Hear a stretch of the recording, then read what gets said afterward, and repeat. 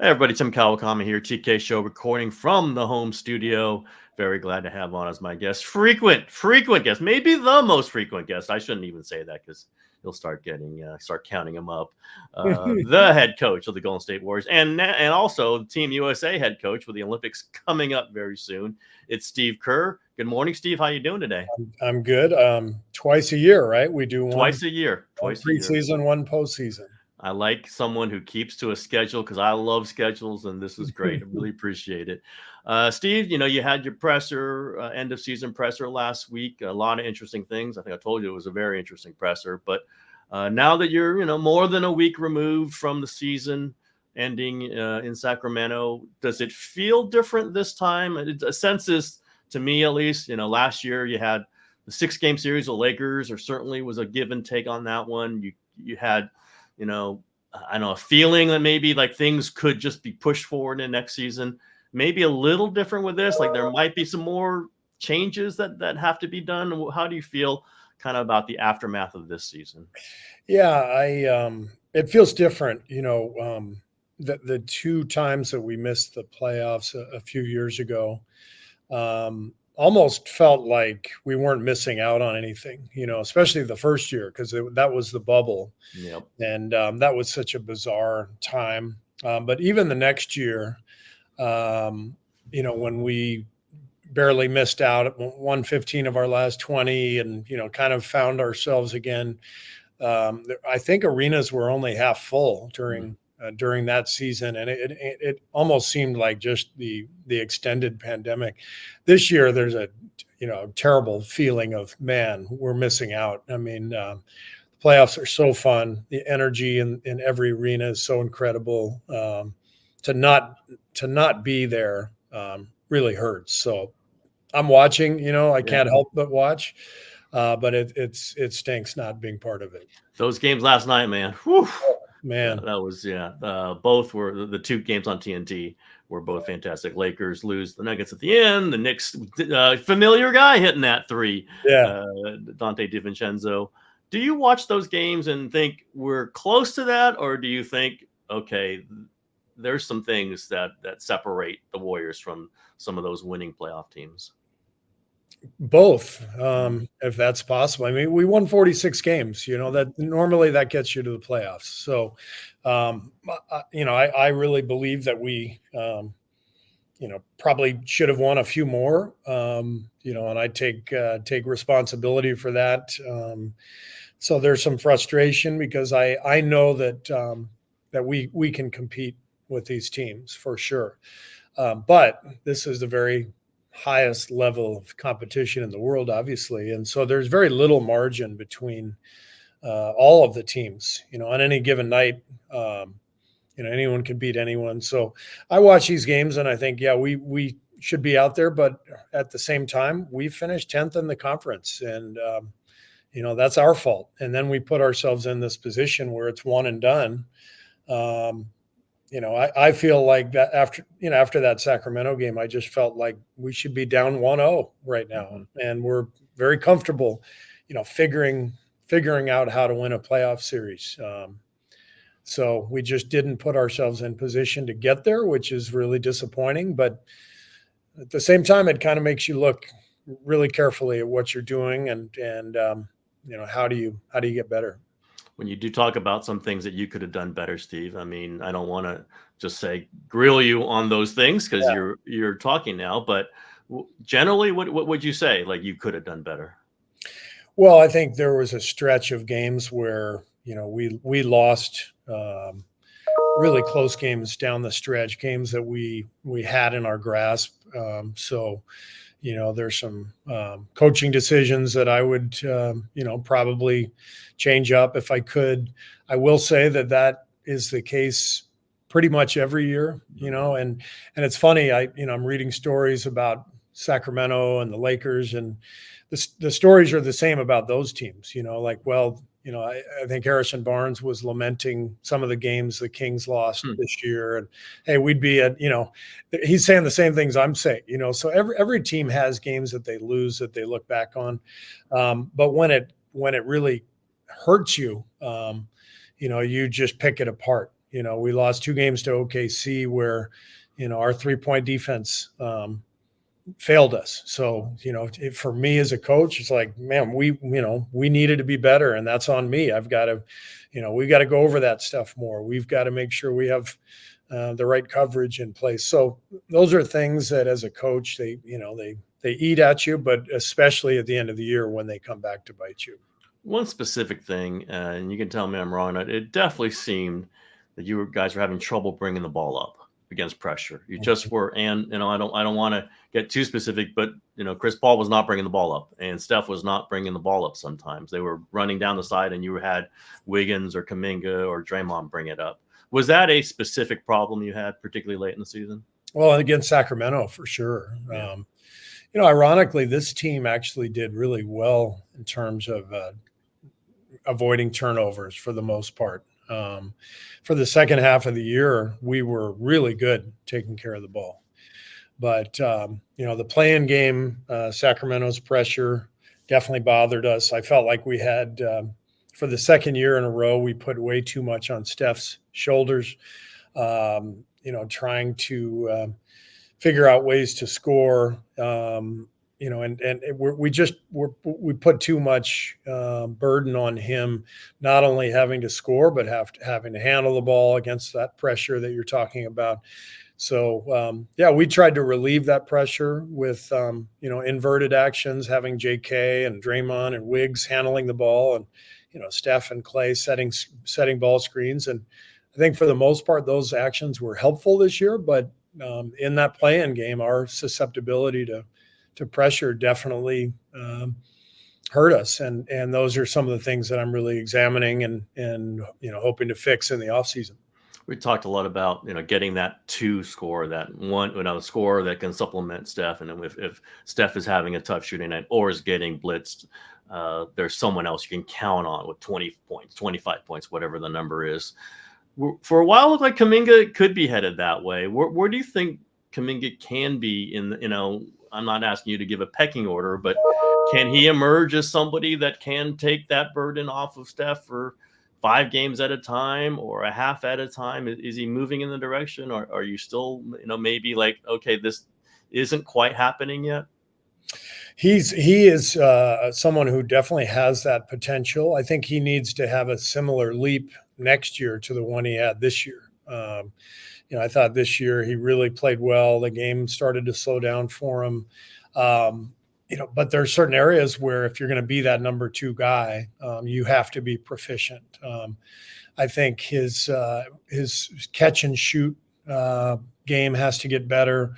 I think to be a really productive player in the league these days, you've got to be able to stretch the floor and have teams respect you, because part of being a number 2 is creating plays. It's not just scoring, but it's being a shot creator. And, right now teams aren't really getting out to challenge JK at the 3-point line. They know he can make them, but they're willing to give them up. And with that being the case, teams are packing the paint, and that's why it's really hard to play them at the 3. And that's what I've talked to you about in the past. We really love Trace at the 5 and what he can do for us, but if Draymond's at the 4, that limits what we can do with JK, because to me, he's offensively, he's still very much a 4. Can he become a 3? Yes, but he's got to extend the range, become more comfortable shooting that, that 3-point shot, and then also improve his passing and playmaking. I think he's a capable playmaker, but fundamentally, he's got to improve the passing, and that's something we'll be working hard on this summer. Yeah, that's when you talk about Trace at the 5 and Draymond at the 4. It's just really, really important to have shooting, obviously. And I know you don't even like having 2 guys who aren't being guarded at the 3-point line. To have 3 guys like that would be very difficult, I imagine. Yeah, you look at the modern NBA, and teams like Boston, Oklahoma City, they have 5 guys who are shooting, and what it does for your spacing is so dramatic, and it makes everybody a step quicker. It just gives everyone a driving lane. It also means you're constantly driving closeouts. If you have to close out on all 5 shooters, it's so hard to guard. That's why, when we played Boston at Boston this year, we decided not to guard Jaylen Brown. Mm-hmm. And the reason was, we knew if we're going to close out on all 5 of these guys, we're in big trouble, especially where we were in the season. Third game in 4 nights. We had spent the night on the runway in New York.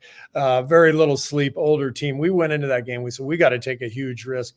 We'll take their weakest 3-point shooter, not guard them. And, we were, I think, because of the shooting that exists in the league today, whether it's Boston or OKC, it's just way harder to gimmick a defense, to scrounge together a desperation defense like a box and 1 or a triangle and 2, or switch the matchups and don't guard a certain guy. And that's why the league is so much more difficult now than ever defensively, because teams are putting 4 or 5 shooters out there, and it's creates all sorts of problems. So where we are right now, we're a little bit betwixt and between, offensively, because while we have, 2 of the great shooters on earth in Steph and Clay, we're very top heavy in that regard on the shooting front. So, that's where I think, Mike and I are going to really talk this summer about, how can we balance out our shooting? How can we get more shooting on the front line? Can our current players get better with that stuff? And can we put together lineups that are that make the game easier for Steph? You mentioned the 15-5 finish a couple years ago, and I've referred to it. I know you guys think of it as kind of the lead into what happened the next season. Go for the championship 2022. Not exactly like guaranteeing you were going to do it, but it was a sign that this was possible. And anyway, can you see 27-2 to finish 27-12, not 27-2? That'd be something. 27-12. To get yourself into the play-in. You did have Houston coming at you there for a while. Right. Is a similar thing. I don't, obviously you don't want to overstate it. Your guys are 2 years older, all these other things that we can talk about. But in your mind, is 27-2 kind of unlock some things? 27-12. I keep saying it. 27-12 unlock some things. 27-2. That was like 7-8 years ago. We used to do that occasionally. Yes. I think it's different. I mean, I think we have to recognize where the rest of the league is. That's the difference. I think 3 years ago when that happened, I think we were very confident that team would that we had that finished 15-5 could find something, and we did. I think this team 27-12, but also top 10 in both offense and defense, which is significant. I believe it was 7th on offense, 5th in defense, if I'm not mistaken. That's pretty impressive. That's half the season. So I think we need to hang on to that and recognize, hey, we were pretty good second half. We were one of the top teams in the league, but also understand there's a reason we were as flawed as we were in the first half of the season. And it wasn't just Draymond suspension. It was, there were some holes that we need to fill. And so I'm kind of looking at it as a combination of, yes, I think we can still be good, but, the rest of the league has done some things. The rest of the conference is loaded. In order to compete, we do need some change. We do need to adapt and adjust a little bit. When you mentioned maybe change some things offensively, I think you mentioned that last week. Would that be going more back to the stuff that you did, the split cut, all the movement, or would you think, okay, maybe I got to dial up just some more plays, just call some plays? Well, it's to me, it's more about making the game easier for the players within our actions. I think, we've always had kind of a read and react motion style that for many years was obviously lethal. The last couple of years, we've kind of been a little bit stuck in between. We ran more pick and rolls this year than we have in a long time.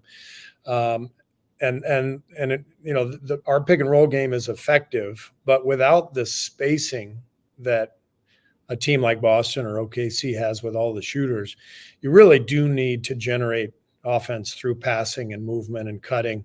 And I think there's a way to make that movement easier on the younger players and the guys who maybe haven't felt as comfortable within the stuff we've been doing the last couple of years. So I'm not talking about a complete overhaul. I'm really talking more about simplifying things and finding better ways to teach those actions that we are going to run. Now, you did some isolation with Jonathan. Am I right? I mean, not a Mhm. ton, but you got to stuff that let him go into some isolation. Yeah. Did you like that? Could you do more of that?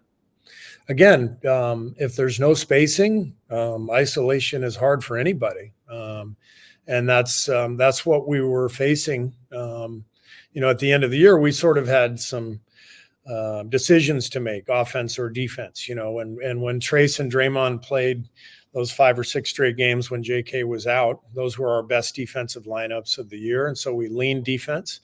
But then, when we brought JK back, couldn't really play those 3 together because of the spacing issues. So that's the biggest thing for me is, winning the championships that we've won here, getting to the finals.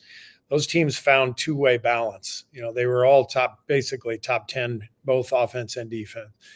How can we find that again, but have it hold up under, playoff type pressure? That's what we're trying to figure out this summer. Your conversation last week about Draymond got very, very in depth and a little emotional. I don't know. I understood all of it. I've written a lot of it, but to hear it all come out like that was fascinating to me. Did you plan to talk like that about Draymond, or did it just kind of come out? Just the things you've all gone through together, Yeah. and that Draymond has put you through, quite frankly. Yeah. It just came out. Draymond, I've said this before. Draymond and I are a lot alike in many ways, and people probably wouldn't guess that. But one of the ways we're alike is we kind of speak our mind, in these media sessions and podcasts or whatever. And I don't really hold back, and I think Draymond appreciates that. So I don't think he has any problem with me being so open about our relationship, but also the positives and the negatives that he has brought in his time. The overriding message from me in that press conference was that without Draymond, none of this happens, and we don't have a single championship. I really believe that. And but on top of that, it's not just the winning. I just believe in him as a human being. I think he's a wonderful person. He's so passionate and he's so competitive and he cares so much that it gets him into trouble sometimes, and he goes, crosses the line. But I love the guy. I love what he brings. I love how much he cares, and I want to help him. I think he is a guy who responds to coaching. Tom Izzo and I talk about it frequently. We both care about him because he is such a passionate, competitive, loyal person, and that unfortunately has required a lot of work over the years. But he's worth it on and off the court for me, and that's why I think I got a little emotional and revealed what I did in that press conference, because we do hear a lot from our fans, and I know that people get frustrated with him with everything, and I get it, but I just want people to understand how special of a guy Draymond is. I think the part that I really focused in on is there is a practical, like, the team is going through, okay, is this worth it to go through this? I mean, that sounds a little cold, but it is what this is. You can always be friends. You can always have memories, but to have him continue on the team, is he what's best for the team? And you do have to measure that. You do have to take, there's some kind of formula that you are weighing here that you don't have to with Steph, let's say, or haven't had to with Clay or whatever. Do you enunciate? I mean, do you think that is part of what you want fans to understand too is like, this isn't like, oh my God, I just hated what he did there, so let's get rid of him. Right. A team can't just do that. Or obviously the Steph, the emotional Steph reaction to the ejection, that got a lot of people's attention. It was something to see. And I'm sure you were there next to Steph when it was happening. But it's a moment, right? It's one moment, and then you get through it, and then you figure out what's best for down the road. I guess that's part of the communication here. 100%. You can't overreact to everything. You also can't underreact to everything. And we've definitely, tried to do everything we could to handle all these situations that have happened over the years. And we definitely don't get everything right. We deserve criticism that comes our way. But these decisions are just not black and white. They're not easy. And, I just think that I've always talked to our players about how tricky this business is. As a player, you have to commit to your organization and do everything you can to help the team win, with the full understanding that they might trade you or cut you at any time.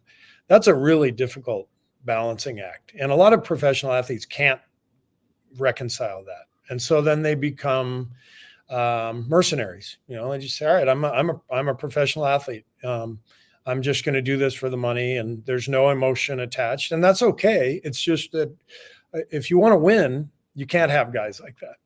And what I'm saying is Draymond is no mercenary. Draymond is fully invested in this, and he's been an incredible player, and he's made plenty of mistakes. And we've just tried to balance everything throughout and support him.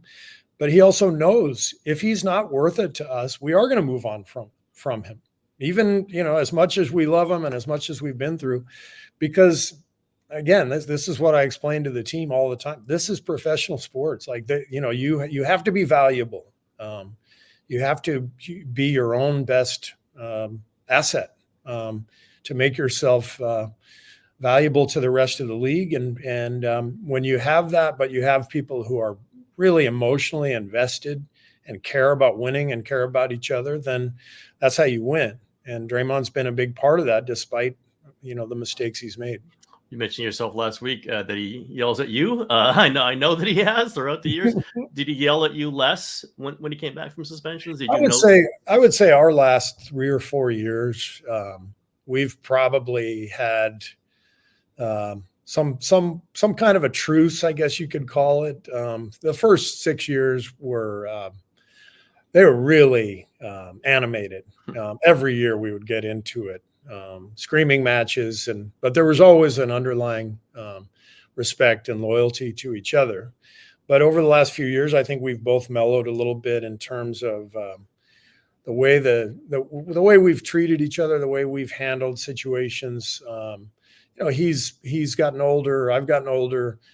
His position on the team is different. He has been one of the leaders, whereas my first few years, he was one of the young guys, and that changes relationships too. So, but he's, you see it. He still gets upset sometimes about something that happens in the game, and he's yelling, and I got no problem with that. That's part of it. Well, just like, he's worth it to you guys. You guys are worth it to him. Right. I mean, it's a combination thing. And I think he has always, and he's talked about that, he sees the value of this. He knows the value of this. And there's a guy named Steph Curry who's pretty valuable to be a teammate of throughout the years. You've also mentioned, like when you're asked, you don't volunteer this, but there is a responsibility to something as great as this has been to end it in the right way. You want to bring it to a conclusion with grace or honor, and these words that you've used too. You were around, the Bulls, Phil Jackson, they win win the last championship. Phil gets on a motorcycle and he drives off. Right. Popovich is different. Like Popovich it was winding down. Then they get Kawhi, and then it kind of rebirths a little bit, and then he's still there because he happened to get a pretty good player in the draft, I think. Do you use anything as models? Obviously, there's a middle between those two things, or the way you think about your responsibility to bring this to an honorable, graceful end whenever that comes. I don't. There's no recipe for how to end it. These things all end however they end. In the Bulls case, it was all right. Everybody's a free agent. See you later, and it was over. In San Antonio's case, they found a way to revive it, win another title, and then guys ended up retiring, and now they've been in a situation where they haven't made the playoffs in a few years, and so you can describe it however you want. I think what's important to me is that our guys do it the right way, with dignity, with grace, and I understand that we haven't always done that. Like there's been moments where with Draymond where the incident with Jordan last year, like that's not dignified. Obviously the stuff that happened early in this season, that's not and so part of my conversations with Draymond were, you owe it to yourself, but also to the franchise to do this the right way, to go out competing as best you can, be the best version of yourself, lead the younger guys, teach them what being a pro is about. And he responded beautifully in the whole second half of the season. I thought he was amazing. I thought he played well. I thought he handled himself well. He took on the leadership role, and it was fun to watch. Now you can say, well, you didn't make the playoffs. Like, yeah, we didn't. And that's part of it. But I'm really proud of the way Draymond and Clay handled themselves in the second half, and proud of the team for making the push that we did. But this is, the reality of Father Time catching up. And this is the way pro sports works, whether it's the end of our run or whether we have a little bit of time left, which we're hoping, we are where we are, and not much is going to change that. So much of this is always focused on Steph, and it should be focused on Steph.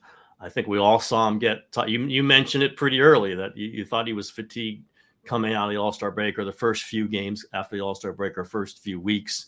And I noticed it certainly at the end there. What responsibility do you have, or does the team have, to make sure that does not happen and to sustain what he's got left, right? I mean, he's almost as important a force in NBA history as anything else that we're seeing, him and LeBron right now. What's the kind of the focal point to say, okay, Steph, you are still really good, really, really, really good. So what do the Warriors do to make sure that this thing lasts a while longer, at least his greatness lasts as long as it can? Yeah, I mean, I think our training staff does an incredible job. Rick Celebrini and his whole group. I think they really have thought this through with Steph and have him on a program all year long that makes sense.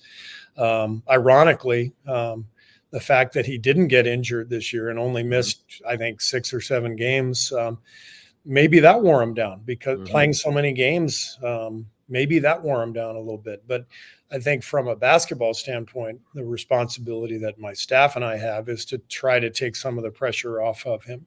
And that's where I think we can improve on the offensive side of the ball.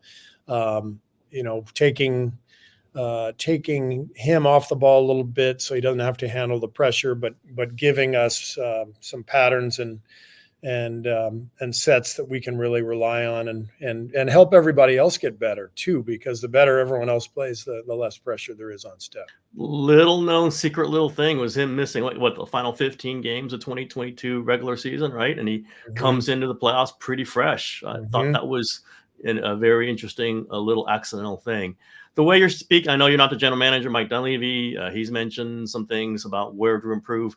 Just from the way you're talking and from what we saw, would an offensive initiator be like one of your top priorities? If you could get a guy at whatever position that can initiate things, get things going, and maybe Steph can play off of that, maybe a bigger Chris Paul, or maybe someone, someone who can play multiple positions, but also initiate the offense. Would that be like number one? I mean, I was just going to say, I mean, we had that in Chris this year, and Chris was fantastic. I thought he had an excellent year.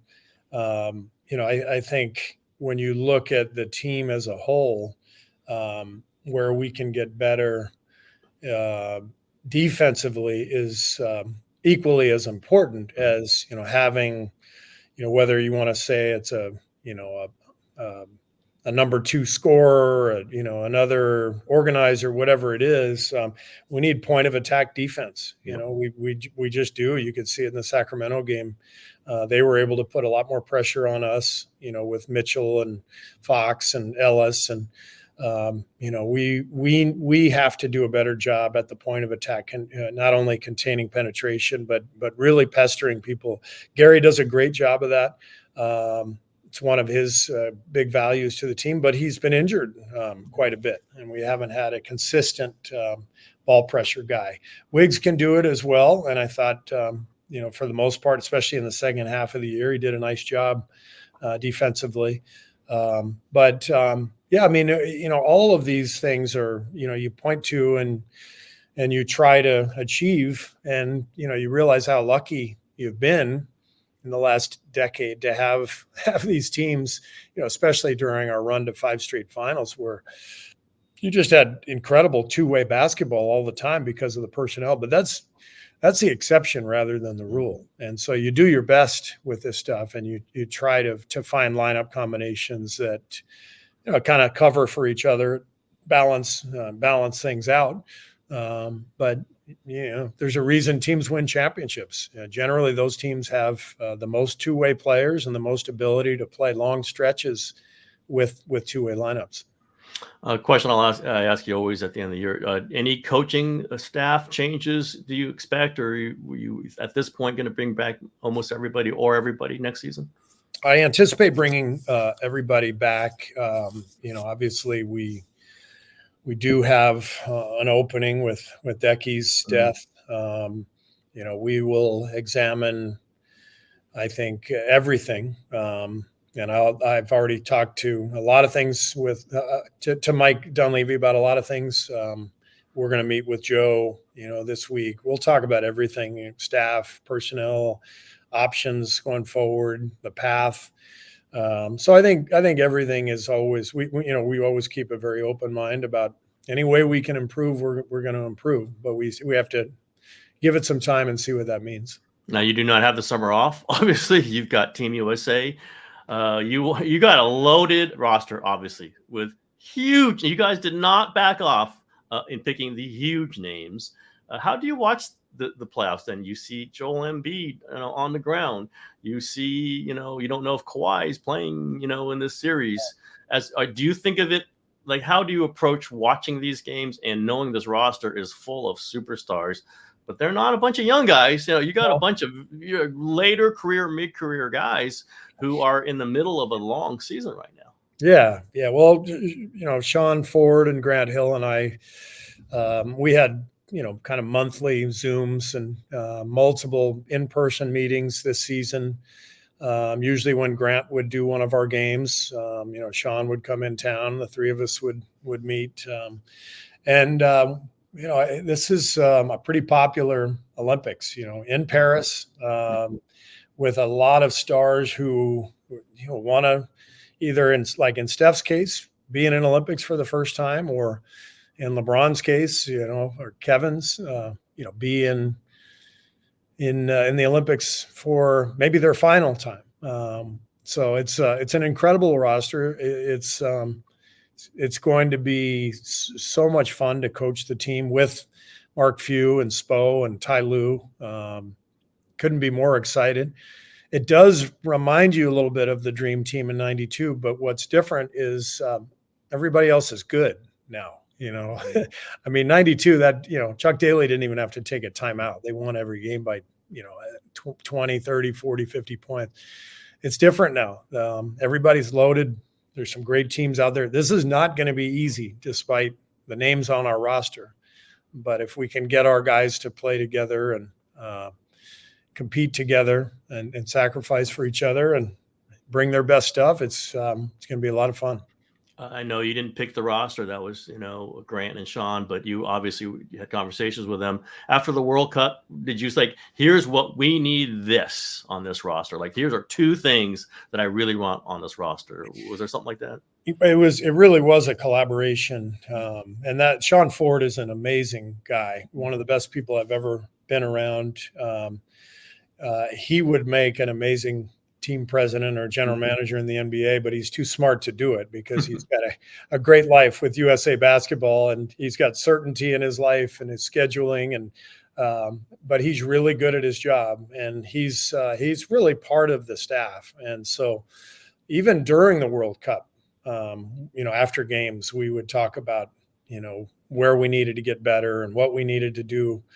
And we had those conversations, as I said, pretty much monthly all year. And those conversations were always about, what FIBA requires personnel wise. And so we feel like we have a roster that covers all our bases. And, now it's a matter of going and getting it done.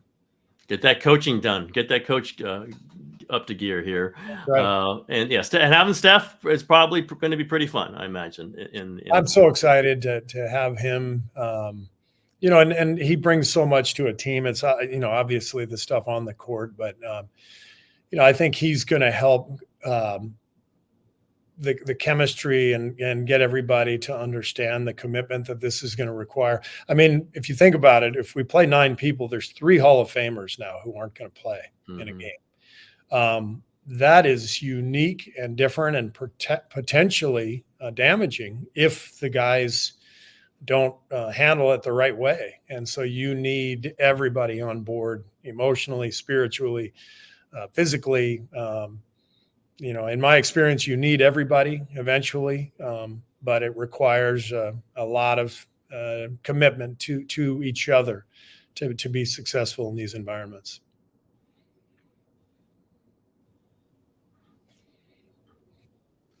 There you are. Okay, I lost you there for a little bit, Steve. I hope you're back.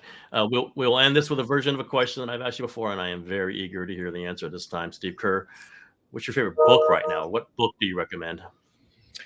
I'm reading a book right now called The Black Wave by a woman named Kaminga. She's a Lebanese woman, and it's nonfiction. It's really a story about how the current Middle East political situation got to this point. And her theory is that everything stems from the late 70s, the Iranian Revolution, the invasion of the Grand Mosque in Saudi Arabia, the foreign policy decisions in Israel and the United States. It's, if you're not interested in Middle East politics, it's probably not for you. But, with everything that's going on these days on college campuses with the, Palestine-Israel situation, it really gives you a ton of background and knowledge on kind of why we are where we are in the world. And so it's a fascinating book. I mean, I imagine you know a lot about this history. Is it something you just gravitated towards? In 1979 I was actually living in Cairo, Egypt. My dad was a professor at the American University in Cairo. And I remember when the Iranian Revolution started and the Shah was ousted from power, his kids moved to Cairo and came to our school. I'll never forget. They walked onto campus. They had security around them. And so that time of my life, I was 14 when that happened. I was really becoming aware of world events, and the hostage situation at the American embassy was, for us, for you and me and people our age, that was one of the most dramatic political situations we've ever experienced. So the book touches on a lot of that stuff, but makes sense of it. And, what I would say is the bottom line for me is extremism in any form is the biggest issue we face, in the world, whether, it's, Islamic extremist terrorism, which took my dad's life, and which we've seen so much of over the last 30 years. Extremist Israeli settlers who are taking over Palestinian land and trying to extricate people from their own homes, from their own land. Hamas, going in and killing 1,200 people in Israel, starting this war. In our country, extreme politics on either the left or the right, so unhealthy for our country. The gun situation, so much of this is perpetrated by extremists. I think as you get older, I know I've observed it with a lot of people I know. As you get older, you sort of start to gravitate towards the center a little bit. I was going to agree. Yeah. And I understand it now, because as you get older and you see what comes from extremism in whatever corner of the world you want to talk about. It's really scary, and it really does take collaboration and meaningful discourse and negotiation amongst governments, amongst people to create a society that makes sense. And it's probably the hardest thing mankind has, to tackle. Just people getting along together and figuring out how to live together. It's really a scary time in the world, and that's the extremism of any kind is really a huge problem. Yeah, the thing that always strikes me lately, definitely as I've gotten older, is that how similar, even if they come from totally different things, religion, politics, whatever, how similar extremists really are. They do the same things. Yeah. They seek out to cut off the other side. That's right. And end all arguments, don't want the discussions. And I end up I've said this before, is like, the thing you're saying is exactly what your enemy says. That's right. Just in a different way. End this, cut off that, don't let them do this. Right. And it's the same thing. Creating fear, fear of the opposition, and then of course in the modern world with misinformation, social media, people are so susceptible to lies and things that aren't true, but that creates even more emotion, even more animosity, and so it's definitely a scary time in the world. But this book that I'm reading, it explains a lot of kind of how we got here in terms of the Middle East situation. It's very interesting. All right, Steve. On that interesting note, as always, I appreciate you bringing up these thoughtful things, Steve. Appreciate, as always, coming on my show and talking. Always a good time. Always a good conversation. Yeah, and I guess we'll be back at it in early October or late September. So I'll see you then. Yeah, you'll be busy off somewhere else. I don't even know where, but I will not be there for the Olympics. But I'll be watching, and we'll catch up again in October, Steve. All right. Sounds good. So much. Thanks. See ya.